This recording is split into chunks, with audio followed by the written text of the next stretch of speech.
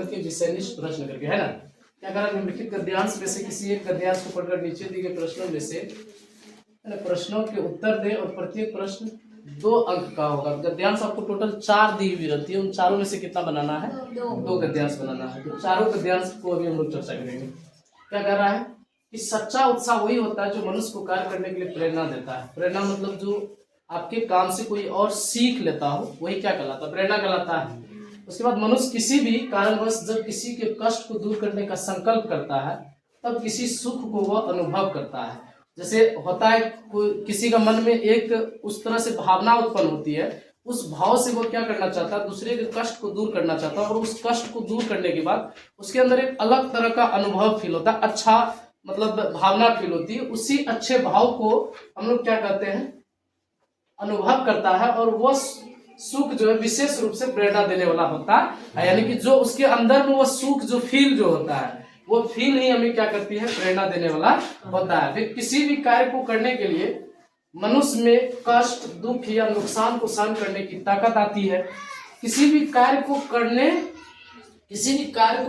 के लिए क्या करा, मनुष्य में कष्ट, दुख या नुकसान को सहन करने की क्या आती है, ताकत आती है। जैसे आप नया शुरुआत में किसी काम को शुरू करिए, उस काम को करने के टाइम में ऐसा नहीं कि आप उस काम में आपको 100% की सफलता मिल ही जाएगी, आप असफल भी हो सकते हैं। तो असफल होने के बाद आपको क्या हो सकती है, कष्ट हो सकती है, दुख हो सकती है। उस काम के कारण जो आपको नुकसान होगा, उसको सहने की क्षमता आपके अंदर क्या करती है, आती है, कोई भी काम मतलब किसी भी कार्य को करने के लिए, ठीक है। उसके बाद फिर आगे क्या कर रहा है, उदाहरण के लिए जैसे दान देने वाला व्यक्ति निश्चय ही अपने भीतर एक विशेष साहस रखता है, और वह है धन त्याग का साहस। जैसे आप त्याग करने जाएंगे, धन को त्याग करने जाएंगे, तो त्याग करने से पहले आपके अंदर वो साहस उत्पन्न करनी होगी। कौन सा साहस, धन को त्याग देने की साहस। तभी ना आप मतलब खुश होकर के एक मतलब प्रसन्नता व्यक्त करके आप क्या कर पाएंगे, धन को दे पाएंगे, दान कर पाएंगे, है कि नहीं। तो ये वाला लाइन समझ में आ गया। अगला फिर कह रहा है कि यही त्याग है ना, यही त्याग यदि मनुष्य प्रसन्नता के साथ करता है, तो उसे उत्साह के साथ किया गया दान कहा जाएगा, है कि नहीं। यानी कि जो आप धन जो त्याग कर रहे हैं, किसके साथ अगर आप करते हैं, प्रसन्नता के साथ करते हैं।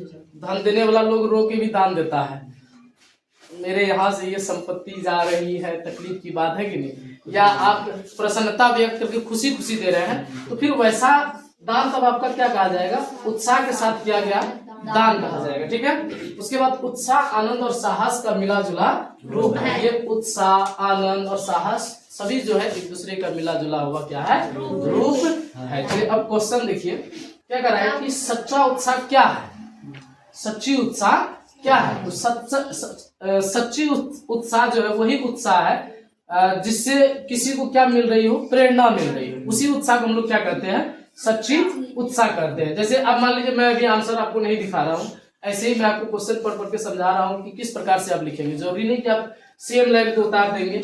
सच्ची उत्साह क्या है, यहाँ से देखने के बाद समझ में आता है कि सच्चा उत्साह वही होता है जो मनुष्य को कार्य करने के लिए क्या करती है, प्रेरणा देती है। मतलब इसको सेटिंग ये करना, सच्ची उत्साह वैसी उत्साह को कहते हैं जो मनुष्य को कार्य करने की क्या देती है, प्रेरणा देती है। इस तरह से आपको सेटिंग करनी है, ठीक है।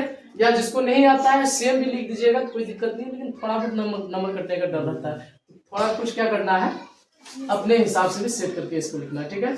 अगला कहना है किस प्रकार का सुख जो है प्रेरणा देने वाला होता है। अब वहां पे देखिए, मनुष्य किसी भी कारणवश जब किसी के कष्ट को दूर करने का संकल्प करता है, तब जिस सुख को वह अनुभव करता है, वह सुख विशेष रूप से प्रेरणा देने वाला होता है। तो अब देखिए इसको सेटिंग कैसे करिएगा। जब इंसान किसी कारणवश किसी दूसरे के कष्ट को दूर करना चाहता है, तो उसको दूर करने के बाद जो सुख का अनुभव होता है, वही सुख क्या कहलाता है, सुख का प्रेरणा, मतलब सुख का प्रेरणा देने वाला होता है। वही सुख जो है प्रेरणा देने वाला होता है। ऐसे करके सेटिंग करना, समझे। विशेष साहस कौन रखता है, विशेष साहस कौन रखता है। अब यहाँ पे देखिए, किसी भी कार्य को करने के लिए मनुष्य में कष्ट, दुख या नुकसान को सहन करने की ताकत आती है, और उन सबसे उत्पन्न आनंद ही उत्साह कहलाता है। उदाहरण के लिए दान देने वाला व्यक्ति निश्चय ही अपने भीतर एक विशेष साहस रखता है, और वो धन त्याग का साहस होता है। यही कारण कि विशेष साहस कौन रखता है, तो विशेष साहस त्यागी व्यक्ति रखता है। यानी कि अगर किसी को मतलब धन त्याग करना है, तो उससे पहले उसको धन त्याग का साहस लानी होगी, या अपने अंदर उस धन त्याग के साहस को उत्पन्न करना होगा, है ना। उसके बाद किस प्रकार के आनंद को उत्साह कहते हैं, किस प्रकार के आनंद को मतलब किसी भी नया कार्य को शुरू करिए, उस कार्य को करने के बाद जो है आप में दुख सहने की ताकत जो आती है, उसके बाद कष्ट सहने की जो ताकत आती है, उस नुकसान को सहन करने की ताकत आती है, उसी काम को करने के बाद जो आनंद मिलता है उसी आनंद को उत्साह कहा जाता है। समझे बात को। अगला फिर इस गद्यांश का एक उचित शीर्षक बताइए। तो इस गद्यांश में सबसे ज्यादा अगर चर्चा करी गई है तो उत्साह का, साहस का, है ना, तो दान का, तो यहाँ पे क्या होना चाहिए, साहसी मनुष्य होना चाहिए, है ना। यही मतलब यही त्याग यदि मनुष्य प्रसन्नता के साथ करता है, जैसे साहसी व्यक्ति ही होगा। साहसी व्यक्ति क्यों होगा, क्योंकि कष्ट वही सह सकता है जिसके अंदर साहस हो, दान भी वही कर सकता है जिसके अंदर साहस हो। तो इसका शीर्षक क्या हो जाएगा, साहसी मनुष्य या साहसी व्यक्ति। अब इसको जो सेटिंग जो करिएगा आप लोग एग्जाम में भी ऐसे ही है, तो आपको पहले एक बार गद्यांश पढ़ लेनी है, पढ़ने के बाद इसको सेटिंग, 1 नंबर का क है तो 1 का क दे करके, रोमन अंक 1 दे करके इसके जस्ट सामने से ही आपको आंसर सेम ऐसे सेट करना है कि जो मनुष्य को कार्य करने के लिए प्रेरणा देता है वही सच्चा उत्साह कहलाता है। जैसे पहला क्वेश्चन जो था, है ना, ज्यादा लंबा भी नहीं और ज्यादा छोटा भी नहीं। क्या क्वेश्चन है कि सच्चा उत्साह क्या है, तो सच्ची उत्साह क्या है, यानी कि जो मनुष्य को कार्य करने के लिए प्रेरणा देता है वही उत्साह क्या कहलाती है, सच्ची उत्साह कहलाती है। अगला क्वेश्चन आपका क्या था, अगला क्वेश्चन आपका था कि किस प्रकार का सुख प्रेरणा देने वाला होता है। इसका आंसर आपको इस तरह से देना है, दान देने वाला व्यक्ति निश्चय ही अपने भीतर एक विशेष साज रखता है।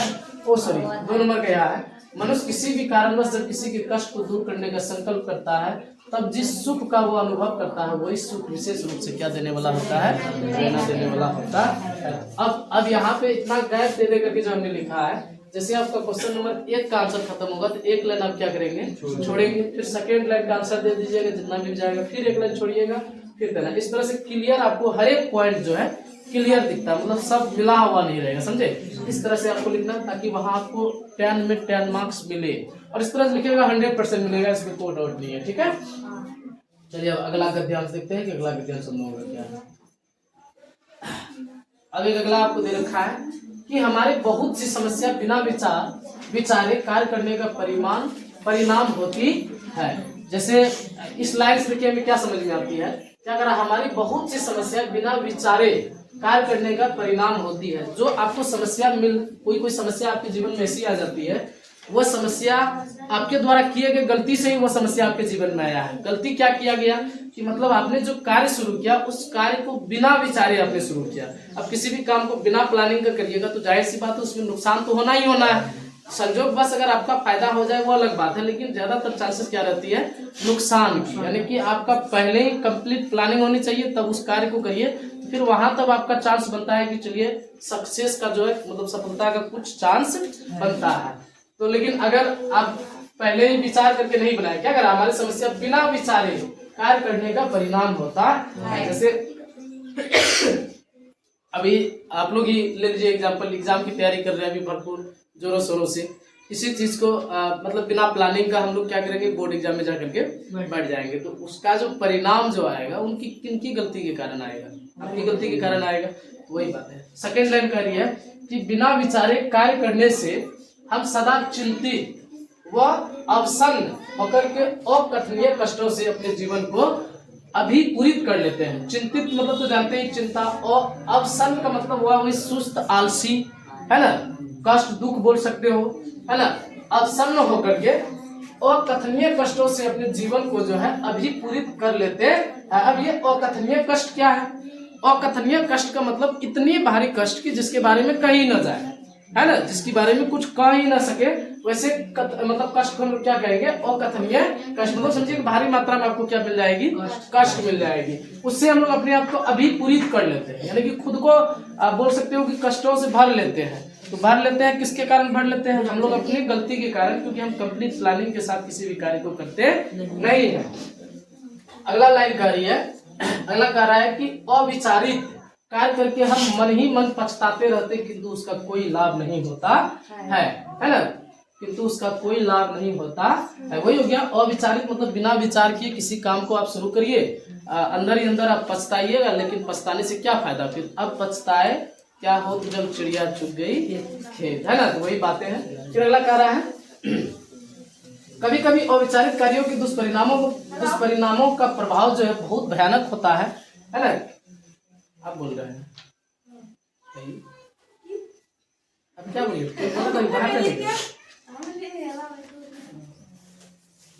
क्या है, कभी कभी अविचारित कार्यों के दुष्परिणामों का प्रभाव बहुत भयानक होता है ना। बिना विचारे आप कोई भी काम करेंगे तो उसका परिणाम जो है बहुत ज्यादा भयानक भी हो सकता है। किंतु दुख इस बात का है कि ऐसा कार्यों को करने से पहले मानव कभी यह अनुभव नहीं करता है कि अविचारित कार्य का परिणाम उसके लिए विनाशक हो सकता है। विचार पूर्वक कार्य करने वाला ही यह जान सकता है कि कर्तव्य क्या है और अकर्तव्य क्या है ना। मतलब जो विचार करके कार्य करेगा तो उसे तो पहले ही पता चल जाएगा ऐसा करने से ये काम हमारे कर्तव्य के लायक है या नहीं, या ये हमारे अकर्तव्य के लायक है। इस तरह से अब क्वेश्चन देखिए, बिना विचारे कार्य करने का क्या परिणाम होते हैं। तो बिना विचारे कार्य करने का परिणाम बहुत विनाशक भी हो सकता है ना, बहुत दुखदायी भी हो सकता है, ऐसे भी लिख सकते हैं। सुविचारित कार्य करने से क्या लाभ है। सुविचारित कार्य करने से यही लाभ है कि हम कर्तव्य और अकर्तव्य का जो है पता कर पाते हैं, है कि नहीं। सुविचारित का मतलब क्या, अच्छा विचार करने से। तो अच्छा विचार करने से तो यही ना हो सकता है जी। चलिए इसको देखते हैं किस प्रकार से। अगर सुविचारित कार्य करने से जो उत्तम परिणाम प्राप्त होता है और सर्वदा क्या मिलता है, आनंद मिलता है। यह कर्तव्य और अकर्तव्य का भी हम लोग बोध कर पाते हैं। अगला क्वेश्चन यहाँ पे आपका क्या है, अगला क्वेश्चन है कि विचार पूर्वक कार्य करने वाला क्या जान सकता है। वही हो गया, विचार पूर्वक कार्य करने वाला जो है कर्तव्य और अकर्तव्य को जान सकता है। अगला, मानव क्या अनुभव नहीं करता है। तो यहाँ पे देखिए इधर अभी गया दुख की बात वाला कहीं चर्चा हुआ था यहाँ पे। किंतु दुख इस बात का है कि ऐसे कार्यों को करने से पहले मानव कभी यह अनुभव नहीं करता है कि अविचारित कार्य का परिणाम उसके लिए विनाशक भी हो सकता है। तो इसी में से आपको आंसर बनाना है। क्या कह रहा है कि मानव क्या अनुभव नहीं करता है। तो मानव ये अनुभव नहीं करता है कि अविचारित कार्य करने से जो है ये हमारे दुख का कारण भी बन सकता है, ये भी लिख सकते हैं। अगला, इस गद्यांश का उचित शीर्षक क्या है। अब सोचिए फिर इस गद्यांश का शीर्षक क्या हो सकता है। इस गद्यांश का शीर्षक क्या हो सकता है। बिना विचारे कर्तव्य और कर्तव्य क्या हो सकता है। शीर्षक खोजने में थोड़ा सा होता है क्या जी। बिना विचारे जो करे पाछे पछता है। अच्छा, यहाँ पे जो है शीर्षक जो है आप अपने हिसाब से भी डाल सकते हैं। जैसे इसमें सबसे ज्यादा वही नहीं चर्चा हुआ जी, मतलब विचार से या बिना विचार से, लेकिन खोजना थोड़ा टफ होता है। कोई नहीं, इसमें आप अपने हिसाब से भी आप डाल सकते हैं, आपको जो लगे। कि जैसे पिछला वाला में साहसी मनुष्य के बारे में ज्यादा सर चर्चा हो रही थी। खैर साहसी मनुष्य कहीं लिखा हुआ नहीं था क्या लिखा हुआ, लेकिन एक आपको समझना है कि मतलब यहाँ क्या हो सकता है। और इसमें ज्यादातर किसका, एक तो विचार वाला काम करने से क्या हो सकता है। बिना विचारे कार्य करेंगे तो क्या हो सकता है। बिना विचारे करेंगे तो क्या होगा, बहुत सारे दुख तकलीफ चिंता का कारण बन जाएगा और सफलता के कारण बन जाएगी। अगर विचार के करेंगे तो उस काम में हमें सफलता मिलेगी और आनंद ही आनंद मिलेगा। क्या जी, यही सब। तो वही विचारे या बिना विचारे, ये भी लिख सकते हो। अब अगला देखिए, अगला आपका है विद्यार्थी जीवन ही वो समय है जिसमें बच्चों के चरित्र व्यवहार और आचरण को जैसा चाहे वैसा रूप दिया जा सकता है। मतलब जिसमें समझने की स्किल ठीक ठाक है ना, तो हमको लगता है गद्यांश में वो 100% मार्क्स लाएगा। मतलब नो डाउट कि 20/20 आएगा गद्यांश में, कोई दिक्कत नहीं, आराम से आएगा। कहानी, छोटा सा कहानी रहता है, उसको पढ़ के आपको लिखना है कि नहीं, वही करना है। चलिए क्या कह रहा है, विद्यार्थी जीवन ही वो समय होता है जिसमें बच्चों के चरित्र व्यवहार आचरण को जैसा चाहे वैसा रूप दिया जा सकता है। यह अवस्था भावी वृक्ष की उच्च कोमल शाखा की भांति है जिसे जिधर चाहे उधर मोड़ा जा सकता है। पूर्णतः विकसित वृक्ष की शाखाओं को मोड़ना संभव नहीं, उन्हें मोड़ने का प्रयास करने पर वे टूट सकती है। जो वृक्ष पूर्ण रूप से विकसित हो चुकी है, उनकी शाखाएं जिधर जो दिशा ले लिया है, उनकी शाखाओं को अगर आप मोड़ना चाहेंगे तो वो टूट जाएगा, लेकिन मुड़ेगा नहीं। लेकिन विद्यार्थी का जो मतलब जीवन जो होता है, बच्चों का जो जीवन होता है, वो उस कोमल शाखा की भांति होता है जिसे जिधर मोड़ना चाहो उधर वह मोड़ सकता है कि नहीं। अगला फिर कह रहा है ना, मोड़ने का प्रयास करने पर वे टूट सकती है पर मोड़ नहीं सकती। कौन, विकसित वृक्ष। विकसित वृक्ष मतलब जो बिल्कुल ही विकसित हो चुका है, विकासशील नहीं है वो, क्या है, विकसित हो चुका है। अगला, सफेद चादर एक रंग जो चढ़ गया सो चढ़ गया, फिर से वह पूर्व अवस्था को प्राप्त नहीं हो सकती है ना। सफेद कपड़ा में वो नहीं कहता है कि एक बार दाग लग जाए सो लग जाए, वो जल्दी से छूटता नहीं है। वही बात है, सफेद रंग में जो सफेद चादर में जो रंग चढ़ गया सो चढ़ गया, फिर से वो पूर्व अवस्था को प्राप्त नहीं हो सकती। इसलिए विद्यार्थी जीवन के महत्व को स्वीकार किया गया है इसी अवस्था में। सुसंस्कार, सुसंस्कार मीन्स अच्छा संस्कार। आपका भी हिंदी है ना, नींद कहाँ आ रहा है, सुनिए ध्यान से। क्या कह रहा है, कहा गया जी, महत्व को स्वीकार कर इसी अवस्था में जो है सुसंस्कार। सुसंस्कार मीन्स बातें कर लीजिए सब पहले। सुसंस्कार मीन्स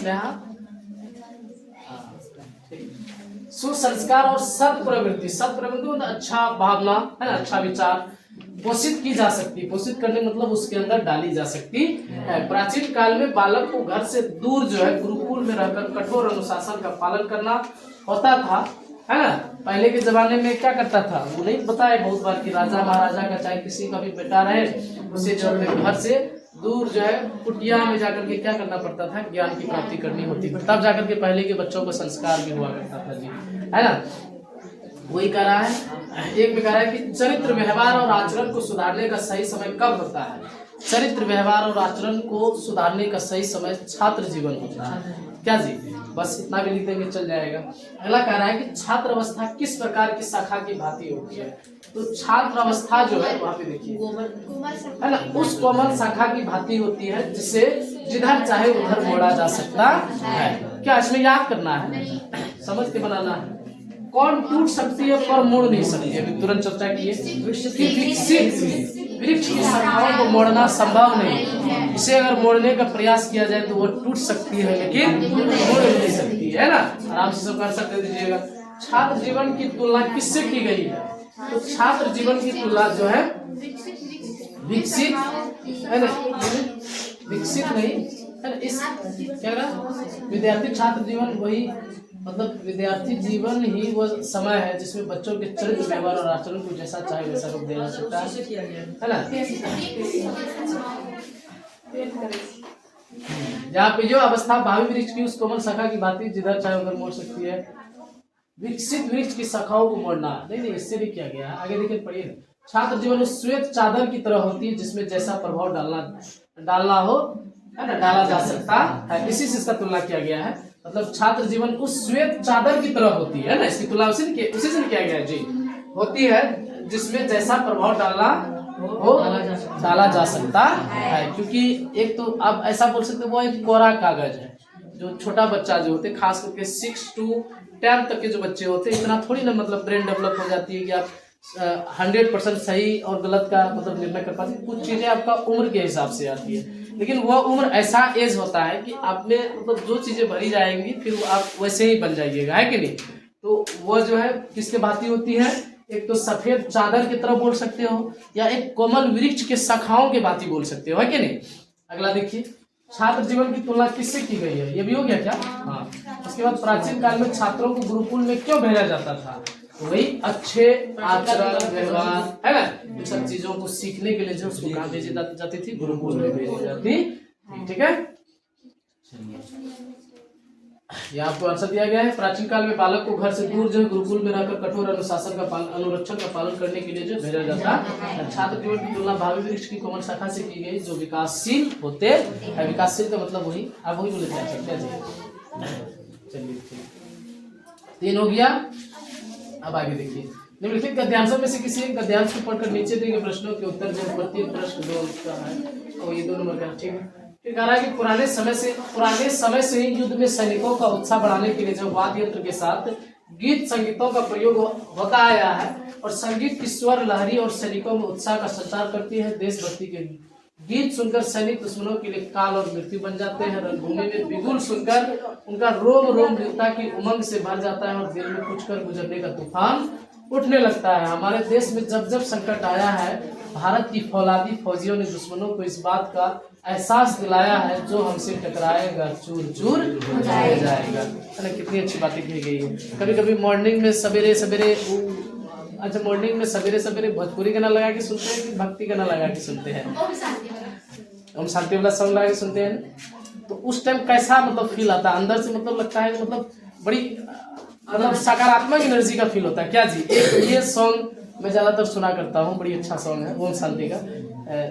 तुम लोग सुना होगा, जैसा सोचोगे तुम वैसा बन जाओगे, सुना है? ओम शांति का सॉन्ग है।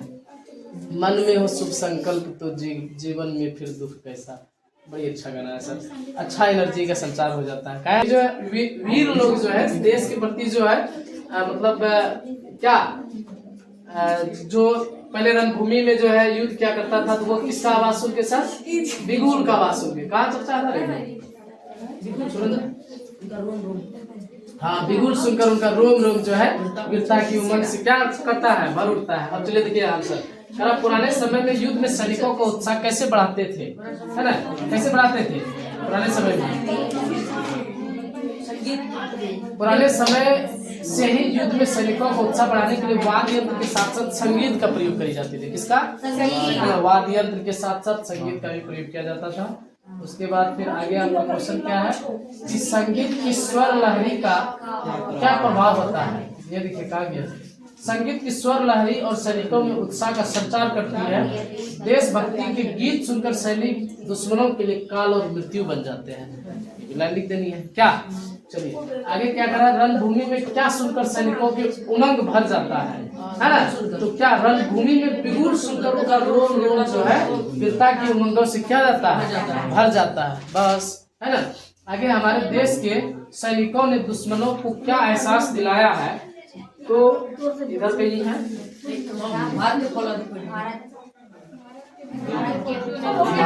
भारत के फौलादी फौजियों ने दुश्मनों को इस बात का एहसास दिलाया है जो हमसे टकराएगा चूर चूर हो जाएगा। क्या जी, कितना अच्छा लाइन है ये वाला, है ना? आगे इस गद्यांश का एक उचित शीर्षक बताइए। वीर सैनिक बोल सकते हैं क्या जी? हमारे देश को। चलिए देखिए हमने क्या लिखा है, कोई ना शीर्षक वीर जवान वीर सैनिक वही नहीं लिख सकते हैं जी। तो या वीर सैनिक भी लिखेंगे तो गलत नहीं होगा। चलिए इस तरह से 4 गद्यांश हम लोगों ने प्रैक्टिस किया घर में।